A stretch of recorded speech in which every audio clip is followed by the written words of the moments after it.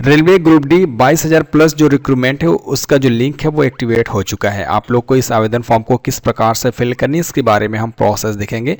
जानकारी के लिए आप इस पर विजिट करके वैकेंसी के बारे में जो डिटेल्स है वो जान सकते हैं। चलिए हम आवेदन फॉर्म अप्लाई करने का जो प्रोसेस है वो देखते हैं। अगर आप फर्स्ट टाइम इसमें आवेदन करेंगे तो सबसे पहले आपको इसमें रजिस्ट्रेशन करना होगा। अगर आप पहले से रजिस्ट्रेशन कर चुके हैं तो लॉगिन करके आप लोग आवेदन करेंगे। जस्ट यहाँ पे क्लिक करेंगे, आपको यहाँ पे दो ऑप्शन मिलेगा। चाहे तो आप अपने आधार के द्वारा लॉगिन कर सकते हैं, चाहे तो आप अपने मेल आईडी या अपने मोबाइल नंबर अकाउंट के द्वारा लॉगिन कर सकते हैं। इन दोनों में से कोई भी ऑप्शन से आप लॉगिन करेंगे, दोनों इजी है। फिलहाल हम अकाउंट के द्वारा लॉगिन करेंगे। यहाँ पे हम मोबाइल नंबर लिखेंगे, इसके बाद यहाँ पे पासवर्ड लिखेंगे। यहाँ पे कैप्चा होगा, आपको इसको रिपोर्ट करनी है। अपने सभी डिटेल्स को लिखने के बाद आपको यहाँ पे लॉगिन का ऑप्शन मिलता है, इस पर आपको क्लिक करना है। इसके बाद कुछ इस प्रकार से ये पेज ओपन हो जाएगा। अगर आपका आधार वेरीफाई हो चुका है तो यहाँ पे अकाउंट आधार वेरिफिकेशन कंप्लीट दिखाया जाएगा। यहाँ में एक ऑप्शन मिलता है ऑनलाइन एप्लीकेशन का, इस पर हम क्लिक करेंगे।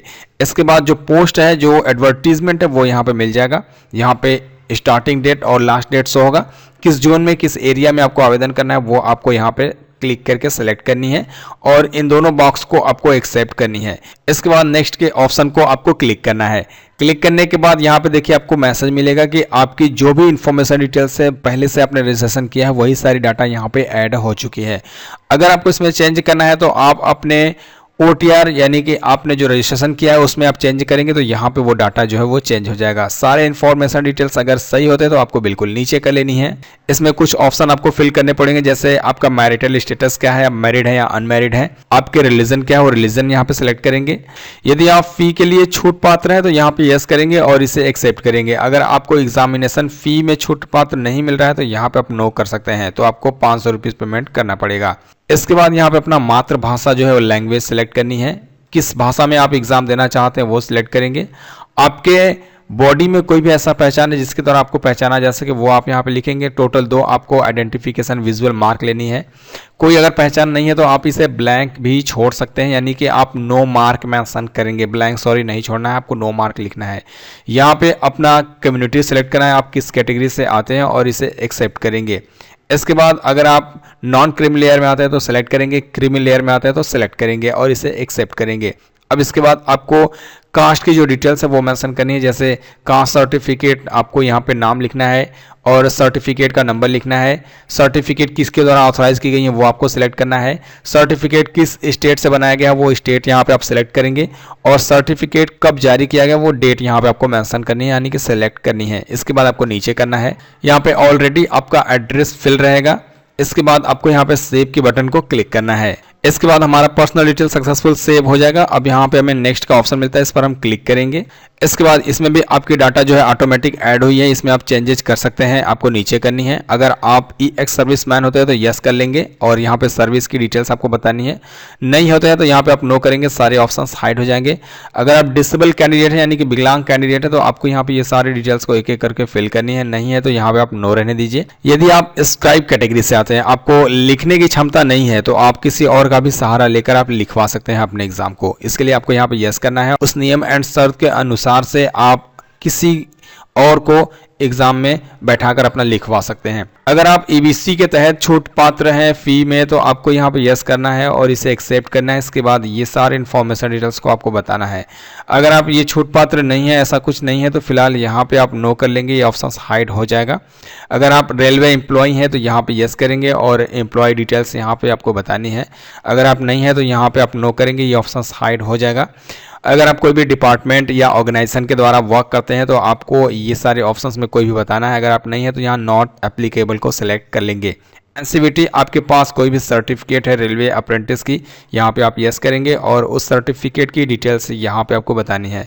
नहीं है तो यहाँ पे आप नो कर सकते हैं। इसके बाद अपने बैंक की इन्फॉर्मेशन डिटेल्स यहाँ पे फिल करनी है। यहाँ पे अपना नाम लिखेंगे, यहाँ पे अकाउंट नंबर लिखेंगे, वही अकाउंट नंबर दोबारा से वेरीफाई करेंगे। यहाँ पे IFSC कोड लिखते हैं, जैसे ही कंफर्म करेंगे आपका बैंक नेम और यहाँ पे refund bank address automatic add हो जाएगा। आपको इसमें कुछ भी क्लिक करने की आवश्यकता नहीं पड़ेगी। सभी इन्फॉर्मेशन डिटेल्स को लिख लेंगे तो यहाँ सेव कर लेंगे, आपका डाटा सक्सेसफुल सेव हो जाएगा। इसके बाद नेक्स्ट के ऑप्शन को क्लिक करना है। अब इसके बाद यहाँ पे क्वालिफिकेशन डिटेल्स ऐड करनी है। इस पोस्ट के लिए जो क्वालिफिकेशन डिटेल्स मांगी जाती है वो आपको कंपलसरी फिल करनी है। हमने हाई स्कूल की क्वालिफिकेशन ऑलरेडी इसमें फिल किया है। यहाँ पे अगर एडिट करना चाहेंगे तो इस पर क्लिक करके आपको एडिट करेंगे। अगर आप फर्स्ट टाइम अप्लाई कर रहे हैं तो आपको मैट्रिकुलेशन सेलेक्ट करने के बाद यहाँ पे स्टेट सेलेक्ट करना है, यहाँ पे डिस्ट्रिक्ट सेलेक्ट करना है, बोर्ड का नाम लिखना है, इसके बाद पास होने की year, month, date, roll number and serial number. इसके बाद आप यहाँ अपडेट कर लेंगे। अपडेट करते ही आपकी हाई स्कूल की क्वालिफिकेशन इसमें ऐड हो जाएगा।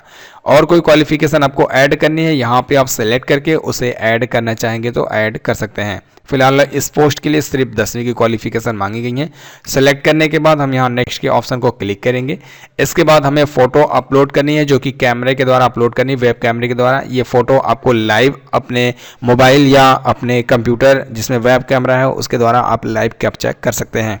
इसके लिए आपको यहाँ पे अलाउ का एक ऑप्शन दिया जा रहा है, आपको इस पर क्लिक करना है। कैमरा जो है वो ओपन हो जाएगा। लाइव कैप्चर करने के लिए यहाँ पे आपको क्लिक करके लाइव को कैप्चर करनी है। यहाँ से आप मोबाइल के द्वारा भी कैप्चर कर सकते हैं। इस पर आप क्लिक करेंगे, मोबाइल में विजिट करके आप इस QR कोड को स्कैन करके मोबाइल में आप ऐप्स को इंस्टॉल करके लॉगिन करके आप फोटो को कैप्चर कर सकते हैं। फिलहाल हम कैमरे के द्वारा ही कैप्चर करेंगे। यहाँ पे हम अलाउ करते हैं। इसके बाद कैप्चर लाइव इमेज के बटन को क्लिक करेंगे और इसके बाद फोटो कैप्चर करने के लिए यहाँ पे हमें कुछ नियम एंड शर्त मिलेगा। इसे आपको इतने मिनट में कंप्लीट करनी है। यहाँ हिंदी और इंग्लिश दोनों लैंग्वेज में आप चाहे तो पढ़ सकते हैं, देख सकते हैं इसमें क्या क्या जानकारी बताई गई है।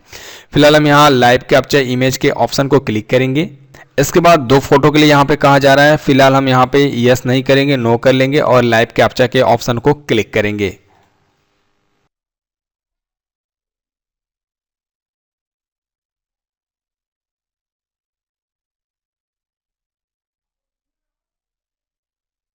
फोटो कैप्चर होने के बाद कुछ इस प्रकार से आपका यहाँ पे फोटो दिखाया जाएगा। ओके, हमने यहाँ पे फोटो जो है वो कैप्चर कर लिया है। किस प्रकार से कैप्चर किया है हमने आपको यहाँ पे दिखा दिया है।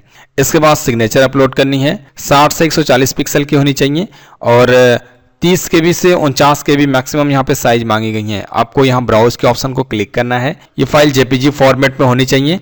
जहाँ पे सिग्नेचर रखें आपको वहाँ पे विजिट करना है। अपने सिग्नेचर को सिलेक्ट करने के बाद ओपन के ऑप्शन को क्लिक करना है। अपने सिग्नेचर को यहाँ पे इसे एडजस्ट करनी है अपने हिसाब से। सिग्नेचर एडजस्ट होने के बाद यहाँ सही के ऑप्शन को क्लिक करना है। इसके बाद आप नीचे चेक करेंगे, यहाँ पे आपका सिग्नेचर ऐड हो चुका है। इसके बाद इसे एक्सेप्ट करनी है इस पर क्लिक करके एंड यहाँ सेव के बटन को क्लिक करना है। आपका फोटो और सिग्नेचर दोनों सक्सेसफुल इसमें ऐड हो जाएगा। इसके बाद नेक्स्ट के ऑप्शन को क्लिक करना है। अब यहाँ पे आपको प्रेफरेंस ऐड करनी है। यहाँ आप ऊपर नीचे चाहे तो प्रेफरेंस ऐड कर सकते हैं। जैसे यहाँ पे हम किसी भी ऑप्शन से प्रेफरेंस ऐड कर लेंगे। प्रेफरेंस ऐड करने के बाद आपको इसे एक्सेप्ट करनी है। यहाँ पे अपना प्लेस आप लिखेंगे। इसके बाद यहाँ पे आपको इसे सेव करनी है। सभी टर्म एंड कंडीशन को एक्सेप्ट करने के बाद यहाँ पे बगल में ऑप्शन मिलता है प्रीव्यू एप्लीकेशन का, इस पर क्लिक करना है। आपके आवेदन फॉर्म की सारी इन्फॉर्मेशन डिटेल्स यहाँ पे शो कराया जाएगा। आपको इसे चेक करनी है, बिल्कुल नीचे कर लेनी है। यहाँ इसे एक्सेप्ट करनी है। कोई ऑप्शंस अगर गलत होते हैं तो यहाँ एडिट के बटन को क्लिक करके आप इसमें चेंजेस कर सकते हैं। सभी ऑप्शन अगर सही होते हैं तो यहाँ पे आपको बटन मिलता है सबमिट का, इस पर आप क्लिक करेंगे। इसके बाद आपको एक मैसेज मिल जाएगा। आपको इसे पढ़कर यहाँ सबमिट के ऑप्शन को क्लिक करना है। इसके बाद आपको वेट करना है। यहाँ पे अमाउंट फी जो है वो पेमेंट करने के लिए मैसेज मिलेगा। आपका यहाँ पे डिटेल्स दिखाया जाएगा। यहाँ पे विद SBI के ऑप्शन को क्लिक करना है, इसे एक्सेप्ट करनी है। प्रोसीड के ऑप्शन को क्लिक करना है। इसके बाद पेमेंट करने के लिए कई सारी ऑप्शंस आपको मिल जाएंगी। आप जिस भी ऑप्शन के द्वारा पेमेंट करना चाहते हैं उस ऑप्शन को यहाँ पे लिख के आप पे नाउ के ऑप्शन को क्लिक करेंगे। अगर आप नेट बैंकिंग या UPI के द्वारा पेमेंट करना चाहते हैं तो उसे भी आप यहाँ पे सिलेक्ट करेंगे। यहाँ इंटर UPI कोड के द्वारा आप लिख कर पेमेंट कर सकते हैं, चाहे तो QR कोड से भी स्कैन करके आप यहाँ पे पेमेंट करेंगे। फिलहाल यहाँ UPI QR कोड को पेमेंट करते हैं, यहाँ पे क्लिक करते हैं। इसके बाद QR कोड आपके सामने शो हो जाएगा। आपको अपने मोबाइल में इसे स्कैन करनी है। फिलहाल हम मोबाइल पे यहाँ पे आ चुके हैं और मोबाइल से हम इस QR कोड को स्कैन करते हैं और इसके बाद यहाँ पे हमको दिया जा रहा है रेलवे के लिए हम ये फ़ी पेमेंट कर रहे हैं 250 रुपीज़। इस पर क्लिक करना है। जिस बैंक के द्वारा आपको पेमेंट करना है उस बैंक को आप सेलेक्ट कीजिए और इसके बाद आप अपना यहाँ पे पिन कोड एंट्री कीजिए। इसके बाद सबमिट कीजिए। आपका जो फ़ी है वो सक्सेसफुल पेमेंट हो जाएगा और आपका यहाँ पे जो फ़ी का ऑप्शन है आपका फॉर्म जो है वो ऑटोमेटिक रन करेगा। इसमें आपको कुछ भी क्लिक नहीं करनी है। इसके बाद एप्लीकेशन की जो फ़ी है वो रिसिप्ट कुछ इस प्रकार से आपको दिखाया जाएगा। यहाँ से आप प्रिंट ले सकते हैं और यहाँ से आप बैक जा सकते हैं। बैक करते ही कुछ इस प्रकार से ऑप्शंस मिलेगा। यहाँ पे आपको दिखाया जाएगा कि आपकी जो फ़ी है वो पेमेंट हो चुकी है और यहाँ से आप वेरीफाई हो चुकी है। और इसके बाद यहाँ से आप अपने एप्लीकेशन फॉर्म को आप चेक करेंगे, इस पर क्लिक करेंगे। आपका जो फॉर्म है वो कुछ इस प्रकार से दिखाया जाएगा। आपको बिल्कुल नीचे करनी है, यहाँ पे प्रिंट करने का ऑप्शन मिलेगा, आपको इस पर क्लिक करके प्रिंट कर सकते हैं, चाहे तो आप इसे पीडीएफ में सेव करके रख सकते हैं। ओके गाइस, तो किस प्रकार से आपको आवेदन को सबमिट करना है हमने आपको सारा प्रोसेस दिखा दिया। आई होप कि आपको ये जानकारी अच्छी लगी होगी। वीडियो पसंद है तो लाइक कीजिएगा, शेयर कीजिएगा, कोई सवाल है तो कमेंट कीजिएगा। मिलता हूं आपसे अगली वीडियो में। गाइस बाय बाय, जय हिंद।